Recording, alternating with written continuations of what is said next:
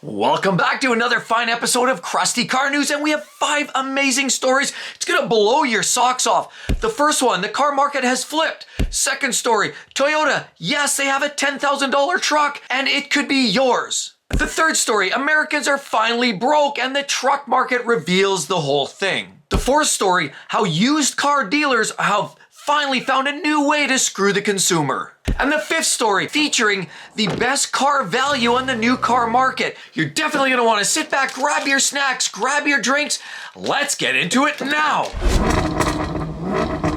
Life's too short to drive boring cars. The first story about how the car market has flipped. Things are changing. It felt like EVs, all of these mandates were pushing down a lot of customers' throats and people weren't having it. People weren't buying a lot of these vehicles. Sales are in the tanks for a lot of different types of cars, small engines, electric vehicles, and now the tides have turned. But it feels like there's a major tidal shift in the industry. It's not just Jaguar, Range Rover. We're looking at every manufacturer. Have you heard the latest from Mercedes-Benz, Chevy, GM? There are some big changes, a change in the tide. They're trying to reinvent themselves because sales have been on the major decline. Jaguar had to actually come out with something, a new rebranding, just to get people back in the door, just to bring some more excitement to the brand. They were not selling, they were falling off a proverbial cliff. Ford is also doing something, trying to create vehicles like the Ford Maverick, because people are getting tired of these high-priced trucks, or they just can't afford it. So coming out with a vehicle like the Maverick is an example of what some of these car brands are starting to do now. Pay attention to the buyers. The buyers have been ignored for the last 4 years. High interest rates means that a lot of people have elected to just keep fixing their old jalopies, fixing some of their old SUVs, getting more miles out of their minivans, shopping for old Toyotas on the classifieds, and just deciding to keep their old vehicles, putting a set of brakes in, doing an oil change, fix some broken parts, and putting them back on the road. Less people care about problems. You know, you've got rust on there, you've got broken panels and parts like this that are just flopping in the wind. People are dulling up their vehicles, put a little plastic dip on there, and just throwing out the old parts and putting new parts to replace to get their vehicles back on the road means that a lot of people are looking for options. And more people are just looking for cheaper options, looking for lower cost alternatives for their vehicle, their next form of transportation, instead of having to be forced to buy these high trim level vehicles, because that's all that's been on the market in the last couple of years. A lot of car manufacturers have elected to just pitch these lower cost vehicles that have lower trim levels, smaller engines, and more reliable. Instead, they're putting in vehicles that just have high trim levels, vehicles that have high dollars associated, high profit margins. Means that if you want to buy a vehicle in the last 3 or 4 years, chances are you're probably paying a little bit more than you probably really wanted to. Until now, for the last few years, clearly a lot of these manufacturers have been pushing out high dollar SUVs, big dollar trucks, just for the sake of profits. Meantime, people just want to get back down to a little bit more basics. They want choice. Maybe some people want the high trim vehicles, but maybe somebody wants a lower trim vehicle, but a lot of that was not available. And as well, on top of it, a lot of these manufacturers now have been getting rid of cars. GM, they got rid of the Malibu this fall. Ford doesn't have a car anymore. The Fusion went bye-bye. And really very few manufacturers are producing cars because there's less profits. Even Mercedes has realized, with their literal flop of the sales of their C63 AMG, that was a turbocharged 2-liter 4-cylinder engine with a hybrid assist, people weren't having it. They didn't sell, nobody wanted it. Manufacturers have been deciding to just build anything anyway, believing that they know best and what the customers are looking for. In some cases, some people were interested in early adopters, EVs, but vehicles like Audi, for example, are realizing that they're not selling. The VAG group, Volkswagen Audi group, has had a devastating couple of years trying to sell vehicles, push a lot of their EVs to market when a lot of people are not interested in buying these. That's why recently, have you heard, Audi is now discontinuing certain e-tron vehicles. Some of their electric vehicles are no longer going to be manufactured. They're not popular, nobody wants them, and nobody's buying them. Sales have been tanking for Mercedes as well, and their stock prices are dropping like a rock. Now, what we have here is the EQS. This is their premium electric electric vehicle, the full S-Class version, rear steering. Of course, you have lots of amenities. They're wonderful to drive. And I feature this vehicle, of course, over on 6-Speed Reviews. I featured an EQE. You definitely want to check it out if you're curious about having a look, at least understand what this vehicle is about. But ultimately, these vehicles are not selling well. They're depreciating hard. The secondhand market, the secondary market is in the toilet as well. Nobody cares. Nobody wants these on the used car market. And those that are buying them on the front end market are certainly few and far between. Nobody's buying them. Nobody wants to be pushed into this Euro 7 specification of vehicle. That's right, Euro 7 has pushed a lot of these European manufacturers into a very tight corner. So they've been trying to adhere to that and trying to get ahead of these 2030 and 2035 mandates of producing zero emissions, or progressively towards zero emissions. And producing vehicles like this, unfortunately, just is not making the mark. Sales are down, fewer people want them, and certainly in the North American market, nobody wants them. What they didn't realize was people wanted the old school engines. Mercedes-Benz, like these vehicles, a lot of buyers simply wanted their V12s. A 6-liter V12 is in fact likely coming back in its entirety in most markets. And right here we have a beautiful E63S. Now, of course, this one is a little different. If you're looking at the smaller brother, the C63S of the same generation, that also had the V8, the twin turbo V8 like you're noticing on there. But unfortunately, the last couple years showed that Mercedes doesn't know best, and they clearly built a vehicle that customers didn't want. That's right, the C-Class chassis also had as a top trim level a C63S, but the older generation was a twin turbo 4-liter that made just over 500 ponies, and the generation before had a 6.2-liter naturally aspirated V8. That's the engine that a lot of lovers loved. The AMG cars were known for their rumbly V8 engines, and then Mercedes eliminated it. That's right. They basically brought out a 2-liter turbocharged 4-cylinder and threw all kinds of hybrid assist at it and thought that that would satisfy. Sure, they were fast on paper. Sure, they were quick in a straight line, and they handled well. They might have even been slightly better balanced because you had slightly less weight pushed over the front wheels. But nobody wanted it. You no longer have any problems finding these on the lot. I'm seeing lots of these all over the car lots. I mean, people are buying them. Sure, they look great. You get nice wheels and all kinds of the step bars and all kinds of nice detail on these latest and greatest Tundras. But the problem is the engines under the hood. Because of the reliability issues and throwing main bearings, less people are buying them. And as a result, Toyota is listening. They're starting to see, pay attention. When people aren't buying their products, they're starting to have to incentivize some of these vehicles, something they haven't had to do in 4 or 5 years. And with price tags of $77,000 for a moderately spec pickup truck like this, very few people are choosing to buy the full-size trucks, and even Chevy and GM are starting to think of how they can come back from this. Now, we know Porsche has also decided, you know what? People weren't buying all of these electric vehicles. Their Taycans weren't selling all that well, and they were proposing to go full electric with their Boxster as well as their Cayman, and nobody has interest in that. So unfortunately for Porsche, they decided, along with the VAG, Volkswagen, Audi group, that things have to change. So they've elected to offer up an ICE engine option for the Macan. And this clearly feels like something that's changing. The entire market is flipping on its head. As well, with the mandate removal in the US by the current administration, it's clear indication that what we're hearing in the US is the beginning of the snowball. The push to say, look, people want choice, they want options, and why should they be forced into buying electric vehicles? As well as the supercharger network looks like it's getting curtailed, and there's serious headwind now in the US against pure EVs. As you can see, the Corvettes haven't been selling all that well either. Look, we have 1, 2, 3, 4, 5, 6, 7. There's an 8 one over there.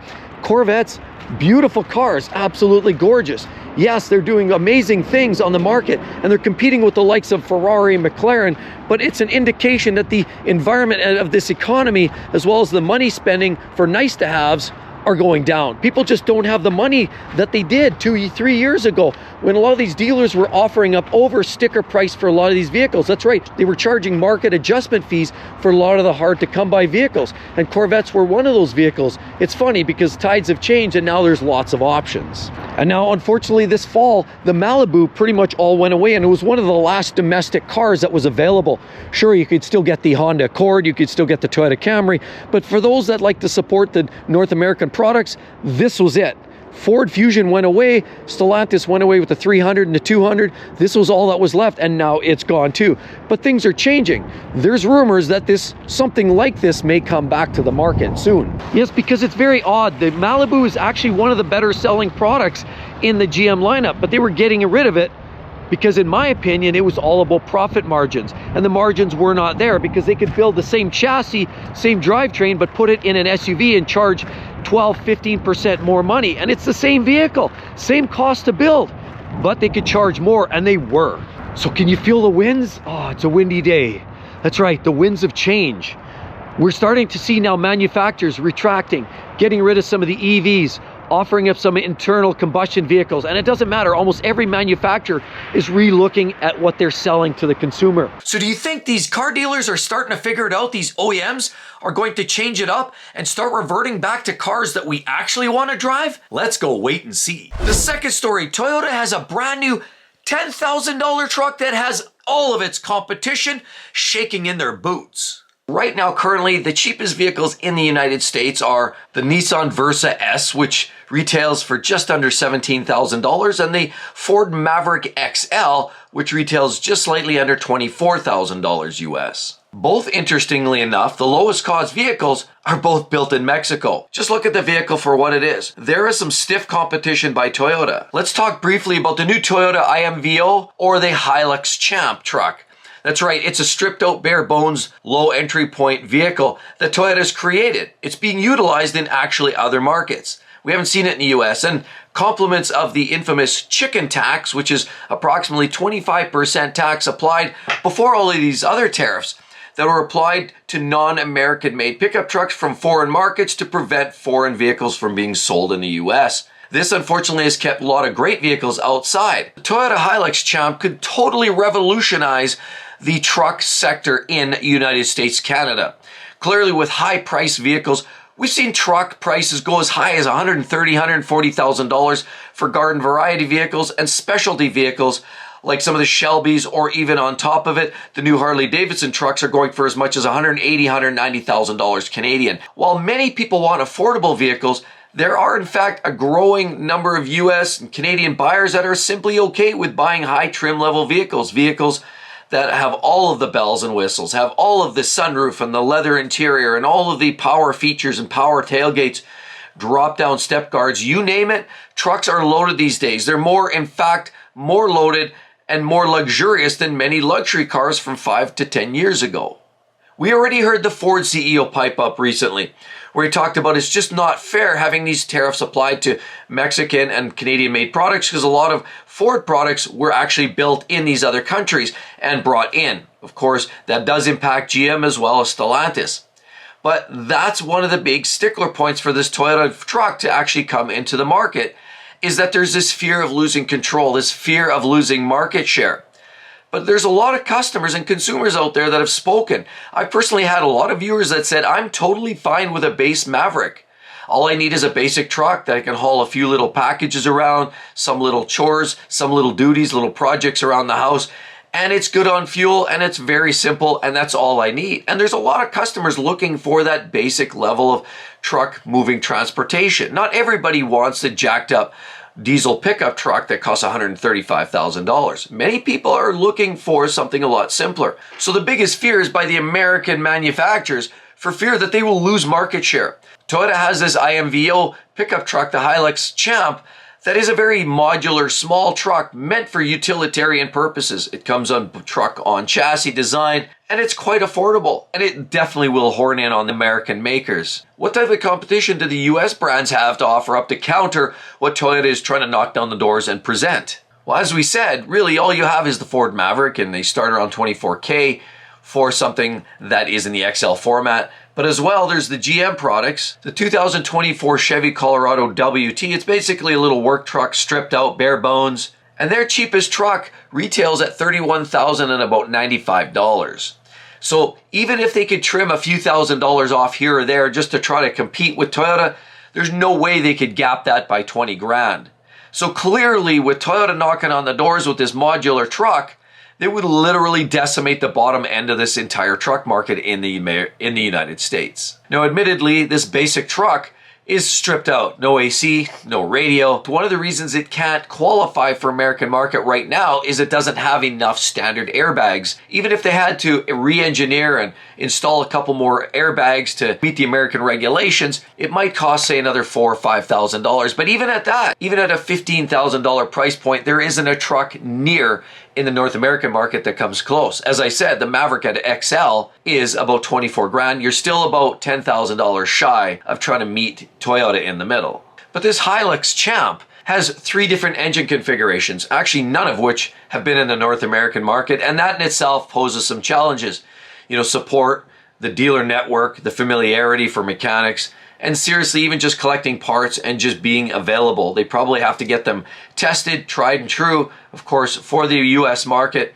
But currently they have a 2-liter inline 4, a 2.7-liter inline 4, and a 2.4-liter turbo diesel engine. Now some say they could probably yank the 2-liter 4-cylinder engine out of the Toyota Corolla, the M20A, and incorporate it into the Hilux. The only downside is the Corolla is based on a front-wheel drive platform, so the engine sits transversely. They'd have to incorporate it so it sits more longitudinal. There may have some adapting to do with the transmission and the differential. That might look a little bit different, but it's not inconceivable that Toyota couldn't come up with a solution to sell a Hilux with the Toyota Corolla based engine. So hypothetical, to adhere to the airbag requests, that brings them up to 15 grand. Let's just say they find a solution to create a rear wheel drive configuration with that Toyota Corolla drivetrain. That's another 5 grand. Now, hypothetically, you could be in that $20,000 range. So that $10,000 truck may now look more like a $20,000 truck once all comes to fruition. But even that said, it's still almost $5,000 less than the cheapest alternative, which is the Maverick. And many would say, look, $5,000 would go a long ways. That's a couple of vacations. That's maybe within the budget. That might be all the difference in making that monthly payment. Might be the difference between making a $220 a month payment or $150 a month payment. And that might be all it takes to get people to buy it or be able to afford it. In this cost of living crisis, it's keeping people broke. Seriously, with the cost of food, the cost of housing, the cost of vehicles, this might be exactly what a lot of customers are looking for. Many people were jumping to the pump for the Maverick. We know the popularity was skyrocketing through the roof. And the sales of the Maverick is literally what pulled Ford out of the proverbial roots. If this Toyota actually comes to market, would you be willing to buy one? I'd love to hear your comment section below. The third story, have you seen truck prices going up 30, 40, even 50% in the last 4 or 5 years? It's getting absolutely ludicrous. But now sales are tanking. Ford sales are down, Ram sales are down, even GM sales, while they're doing okay, they're down too. It's the pricing, and the quality doesn't help either. Let's talk about it. Here's the new generation, the 1500 SST, as you'll notice right here. This one has the full-size door, and this is an example of the brand new trucks, the 2025s that are rolling on the lots. And here we have fairly low spec, but even with these low spec vehicles with fabric seats and no sunroof, people are running out of the money and the will to spend on these cash on these vehicles. I mean, when you just start running the numbers, crunch the numbers, a 5-year loan, 60-month term at $60,000, which is still less than the price of most of these vehicles, you're still talking about $1,000 a month. People don't have $1,000 a month when they're just trying to pay their bills. They're trying to pay for their rent, their mortgage payments, the increased cost of food. McDonald's Big Mac meal is costing you $13, $14 nowadays in Canada. People don't have the $1,000 a month to spend on some of these brand new trucks. And they're asking $68,000. 68 grand, 70,000 out the door, $75,000. You're likely going to be paying about $1,200 a month in Canadian funds to pay for that vehicle. We can't forget about the high insurance rates on these vehicles that are constantly rising too. Means a lot of people are stuck paying anywhere, even a truck like that could be paying as much as $1,800, $2,000 a month for your truck as well as your insurance costs. It's getting out of hand. And we clearly have so much old inventory. Here's still a Hemi e-Torque, obviously old inventory. We're talking about a 2023 model year here as well. We have a Classic. Now there won't be many of these Classics left because they just closed the plant in the Belvedere. They won't be producing these as of this fall. Of course, we have more Classics and we have more Classics. So there's a few of them on the lot here, but even the Classics are not selling because people are finally broke. Even to get into a Classic, you're going to be spending $1,200 $2,500 for the vehicle every month on a 5-year car loan at the current interest rates. People don't have the money. There's even more classics and more classics. You'll see more classics right here. You've got some chrome right on there. And the fact remains is a lot of people just don't have the money. And it doesn't matter if we're talking about Ram, we're talking Ford, or we're talking GM. A lot of these trucks now for half-ton pickup trucks are costing in that neighborhood of $70,000, $80,000, $90,000. And now we're seeing some of these Fords that are actually pitching and they're selling for even over $100,000. For a Lariat half-ton Ford, you're over 100 grand. You're at $105,000, $108,000. I actually came across some friends that were driving an older model, and they said, you know what? They've been shopping around looking at Toyota, and the Tundras are huge money, and they have the reliability issues. Rams, of course, they've got that new Hurricane engine. Reliability is still up in the air. Ford, reliability is a challenge, and their costs are one of the highest in the market right now. And even GM pickup trucks are also up there in price. So there's no great deals out there. Whether you're buying a Toyota or whether you're buying one of the big three, they're all charging in that $80,000, $90,000, $100,000 for a full-size spec'd out half-ton pickup truck. If you're going to buy any of these brand new trucks, you're likely going to set yourself up with a car payment that looks to be $1,200, $1,500, maybe even closer to $2,000 if you're getting one of those diesel pickup trucks. It's clearly too much money, and customers, buyers are finally broken. The cost of living crisis is catching up, and people are finally out of money. And Ford figured out how to get this done, because even the F-150s, there's a much smaller market for that vehicle. We're seeing less and less of those sales. Actually, as a matter of fact, year over year, sales have been dropping on every one of these half-size, full-size pickup trucks. You know, half-ton trucks, Fords, the GM as well as the Rams have all been declining sales year over year for the last number of years. So what do? Ford decides in all their infinite wisdom that they're going to create a cheaper vehicle. Well, they have the Ranger, but that's almost the same price as a half-ton. That's not cheap. So they come up with a Maverick, pitch that as to be the cost-effective vehicle. But the Maverick has crept up. Cost creep. And now what started out supposed to be a vehicle that was starting in the $20,000 range, I've now actually seen brand new Mavericks, the Lariat versions, well over 50 grand. As a matter of fact, I've shown you $55,000 for a brand new Lariat Maverick. Plus taxes, plus extras, you're up to $60,000. So much for affordable, and buyers know this. They also don't want the pine-sized truck that you can't even fit a sheet of 4x8 drywall in there. It's not meeting the intent of a lot of buyers, and people are settling. They're trying to even settle for a Maverick, and even those vehicles are running out of the reach of affordability. And this is a 3/4 2500 HD truck. Yes, you get the big slide-out mirrors. You do get a sunroof in there, and you get leather interior that's heated and cooled inside. You get the bigger display on the center, so this is a very nicely decked out vehicle. How about a rear slider? All of the goodness in this vehicle, but it's a diesel. And we're looking at a Laramie 4x4 crew cab for $111,000. $111,000 for this truck. Now I get inflation and everybody's gonna make jokes about it, but I do remember, just a point of reference, back in the day, my parents bought their first house for $20,000, and yet their wages were about $40,000 a year back then. So if you go multiply that by the average consumer, 120, that's times 3, that would put their house being $300,000. This is about half the price of their house. It doesn't make any sense to me, and quite frankly, the cost of these trucks is absolutely astronomical, and it's no wonder people are starting to make a decision. Fix the old junk, keep driving what they're looking at, and that's why the secondary market is so popular right now.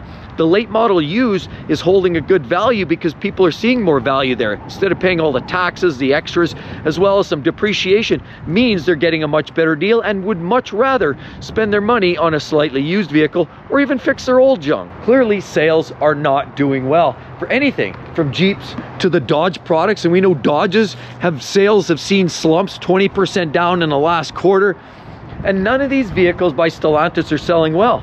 But it's not just Stellantis. They get all the airtime because sales are poor, but every manufacturer are seeing sales decline, with the exception of certain specific models, Toyotas, Hondas, but even those are getting out of hand. I went and looked at a lot of these vehicles.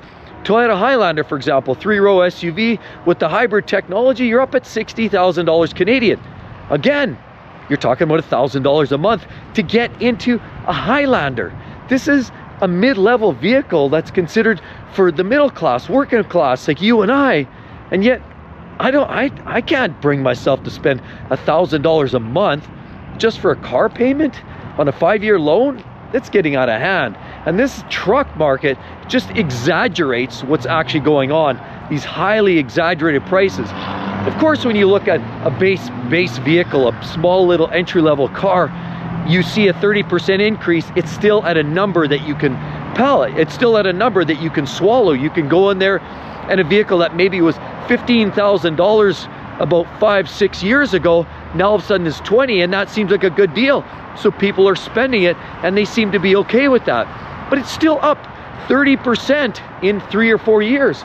And so you add 30% to a vehicle that was $70,000, and now you're over 100. That seems like a much bigger, steeper lift, doesn't it?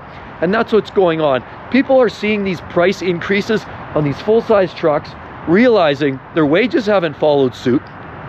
And while most people have seen small incremental salary increases, wage increases, minimum wages climbing in a lot of states and provinces, the fact remains is it's not even close to meeting up with the demands of inflation that a lot of these trucks have seen and applied to the consumer. So the quality isn't quite there either. And when people are paying $100,000 for a truck, they really sure hope that it's going to last. But a lot of them aren't, and the reputation precedes them. And the worst part is a lot of people were getting qualified by the banks to get loans on a lot of these expensive vehicles. People that probably shouldn't have. People that with borderline credit ratings, and they were getting banks supporting them.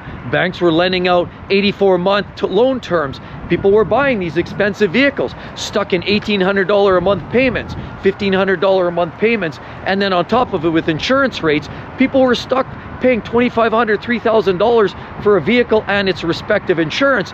And now the repo man is coming to get it. Unfortunately, I'm getting messages every single day of people and their vehicles getting repossessed, because now they look, in retrospect, they wish they never bought the vehicle. So there's a lot of regret going on. People don't have the money, and they really wish they could take that back, not have spent all that money on these expensive trucks, but instead they did, because it was a knee-jerk response. They felt like they needed it or they wanted it, and now sadly a lot of repossessions are happening. So it seems to me we need a vehicle that's a little more cost-effective, something more affordable for the buyers. Perhaps a low-cost vehicle like that Toyota's $10,000 Prospect. Something like that is exactly what we need. Why do you think the Ford Maverick has been selling like hotcakes? The customers, the buyers, need something affordable. The fourth story. Have you seen this new phenomenon that these used car dealers are starting to try to pull with buyers? I never thought I'd see the day, and it feels like a very much an entitled scenario where they truly do believe that it's legitimate business practice. Let's look into this. Yes, we're seeing Q4 of 2024, we're seeing the average transaction price of used vehicles that are about 3 years old. In other words, the late model, the most desirable used cars. They've gone up about 3.3% or about $1,000 since the year before. On top of it, inventory is dropping. Now, one would think, of course, people buying a lot of these expensive new cars, that a lot of others would decide, you know what, I'm going to go buy something used instead. Used is cheaper. It suffers depreciation. A lot of times people are thinking in their minds, and conventionally, buying something that's 3 or 4 or 5 years old meant that you were going to save a ton of money, because conventionally, we saw used vehicles drop as much as 40 to 50% in 4 or 5 years. But things have changed, the market's shifting, and now what we're actually finding is a different phenomenon, and the dealers are onto this game. Now, leases, they're down drastically. And things haven't been this shaky since 2008, when things were really bottomed out. 2013 was a rough time as well, but specifically now we're sort of dropping off, and sales are in the tank for late model used vehicles. There's a key reason for that, because there's less leases coming up after 3 years. A lot of people just are not choosing to take leases as much anymore, especially with these big incentives on new car vehicle prices. A lot of people are just deciding, buyers, why would I possibly buy a late model used vehicle? It's coming off a lease, probably drove it like it was stolen, but yet on the other hand, we've got all these incentives for brand new, because let's face it, on the new car inventories, we're seeing them rise. I mean, it doesn't really matter which manufacturer we're talking about. You could talk about the big three. Ford, we're seeing more inventory. There was a bit of a rush at the end of 24. where we saw, of course, some of the inventory get eaten up because of the heavy incentives, but the lots are starting to fill up again, and they've never really been cleaned out. Same thing goes, of course, with a lot of the GM products. A lot of the trucks are starting to fill up the lots, and even though there was a bit of a consumption at the end of the year, they're starting to fill up lots again. Same thing with Stellantis and Rams, lots of incentives. Toyota, even the Tundras, there's lots of inventory. You're finding lots of Tundras on the lots these days. A lot of these OEMs were selling products, selling vehicles under heavy incentives. We've seen the average incentive rates go up.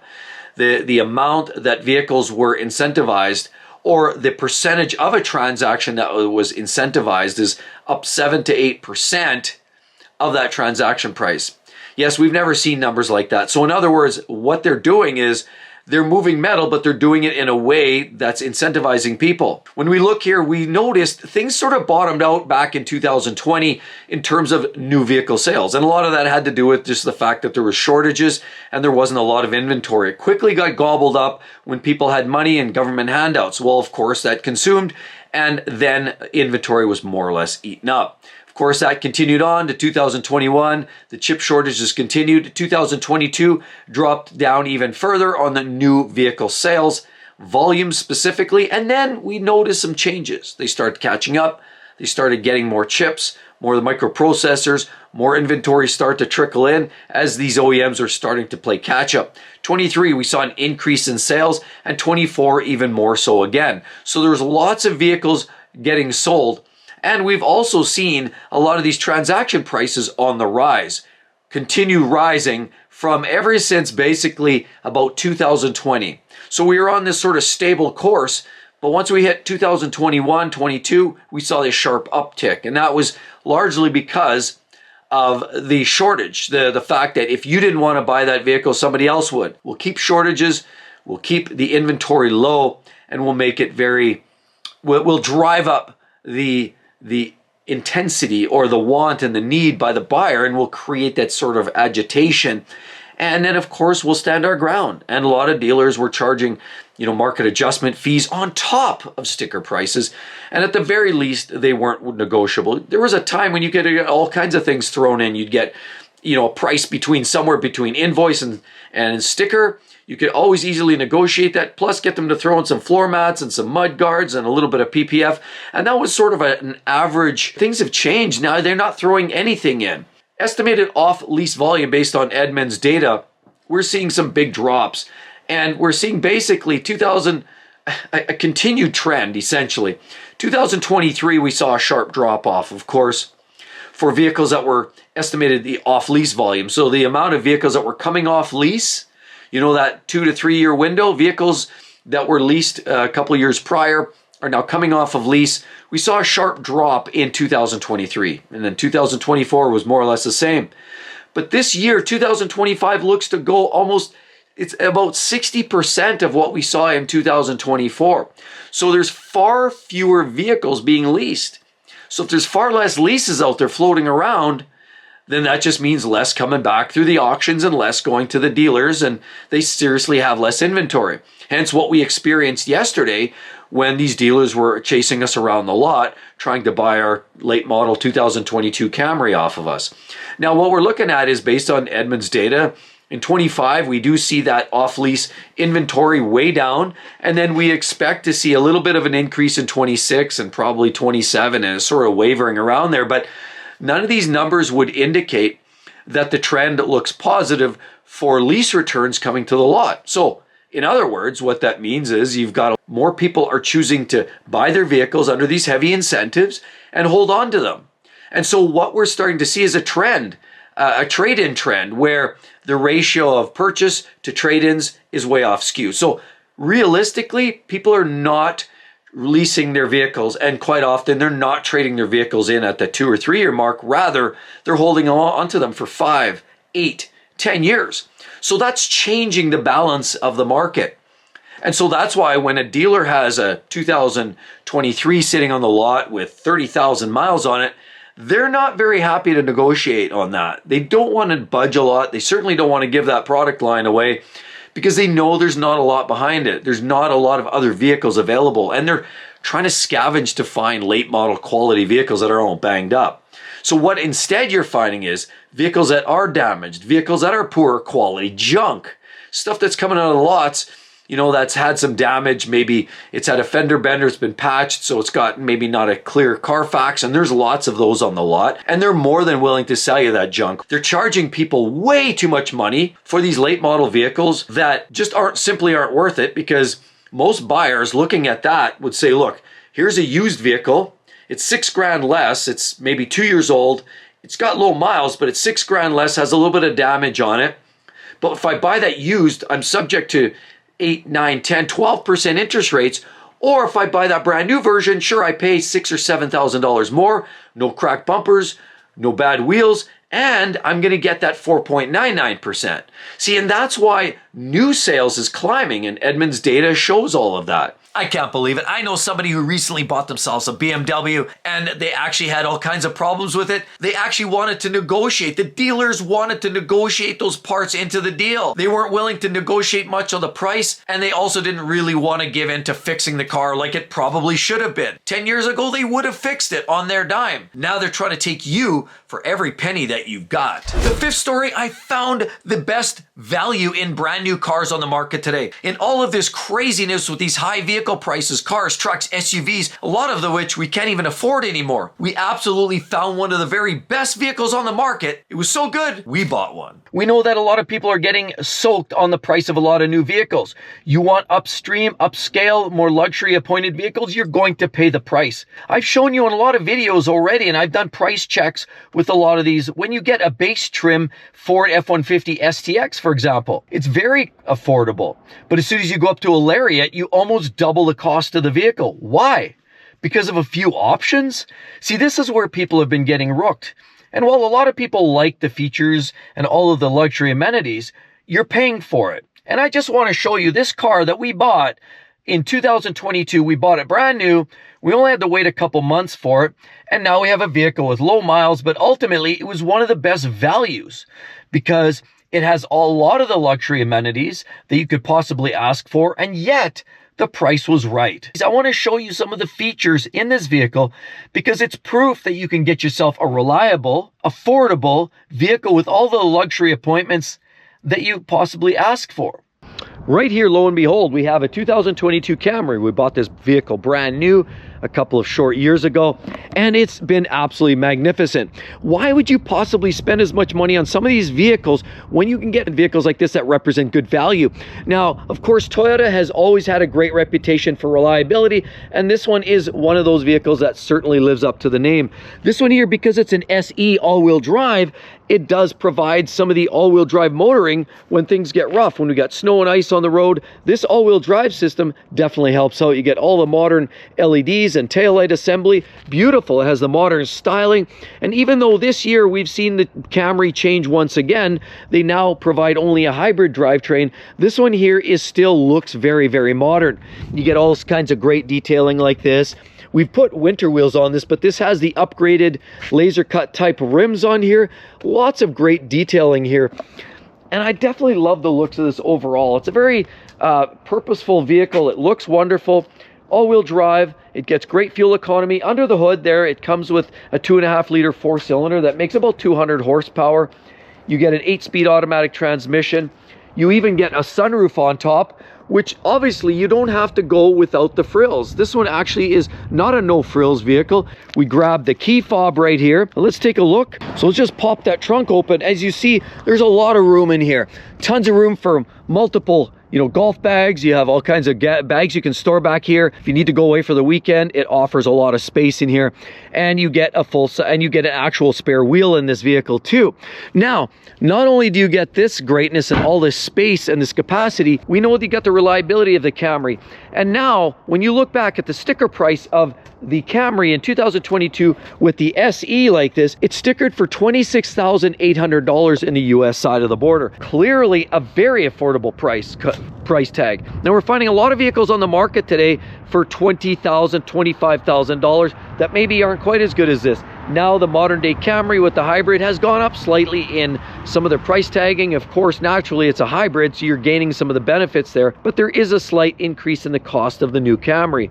However, they always represent a great value. And so under the hood of this magnificent little car, you have a car that's very easy to service. You have that 2.5 liter 4-cylinder there. You've got access to the battery, air box is simple. And that's the thing with Toyotas, like we're looking at right here, they make their vehicles quite easy to service, to maintain, affordable, the parts are affordable, and certainly if you have to do any of the work yourself 5 or 10 years down the road when warranty's gone, it's easy to afford. And these are some of the vehicles that you truly do feel that you're getting good value, because it will last 10, 15, 20 years. You'll get 250, 300,000 miles out of this vehicle if you take care of it. You can't always say that with a lot of these modern day vehicles. With a Toyota Camry like this, or a lot of the Toyota products, the Corollas, the Camrys, you're going to get a vehicle that is still priced relatively decently.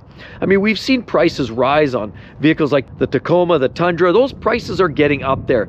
And certainly Toyota has risen prices on some of their products. We've even seen vehicles like the Highlander, because it's popular, prices are pretty significant.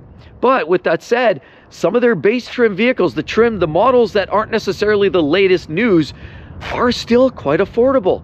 You know, and at $27,000, $28,000, even at $30,000, it represents a pretty good bang for buck. You don't always have to go all in and spend $70,000, $80,000 on a new F-150 that's only going to last 150,000, 120,000 miles. Rather, you can still get some pretty good value add in cars like this. Okay, let's take a look in here, shall we? All right, let's crawl on in here, and I'm going to just show you a few of the things that you can get. Again, I don't necessarily want to do a complete review, but I want to emphasize the fact that there are still some great values out there. And I've promised you on the channel that while I'm going to, share some of the news and some of the latest detailing and some of the issues with a lot of these car brands, I do promise to give you those tips, to give you the how-tos, how to get the best deals on your next car purchase. Not to say the wrong things to a car dealer or salesman, but also how to find a good deal. This is a classic example of a good deal. The Toyota Camry, Toyota Corolla, they're not the latest news, and that's good. That works in your favor. You can get a well-spec'd out car that has all of the luxury appointments that you want, but you don't have to spend the luxury car money. Remember, a lot of these products are built on Lexus platforms. If you think about the Lexus ES as one of the most reliable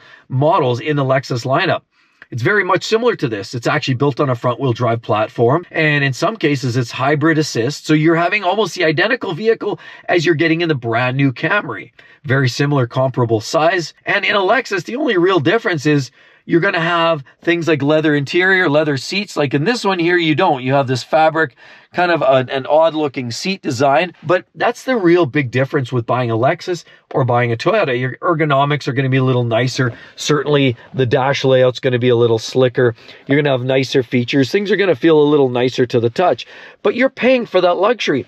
You can get all of the comforts in a vehicle like this, and you can do it on a budget. Let's just start this up, shall we? Hit that. You got push start on that. I mean, other than not having leather interior, you get all the features. I mean, look up right there. You get a sunroof. Of course, you get a retractable sunshade in here, and the sunroof does in fact open up. We can open that up and demonstrate that you do get a sunroof in this vehicle. It's wonderful, and we can close that up for you as well. But the best thing is you get all of these safety features. This has airbags, you get warning collision, you get backup camera and the like. You do it all on a budget. I mean, Toyota's always provided value.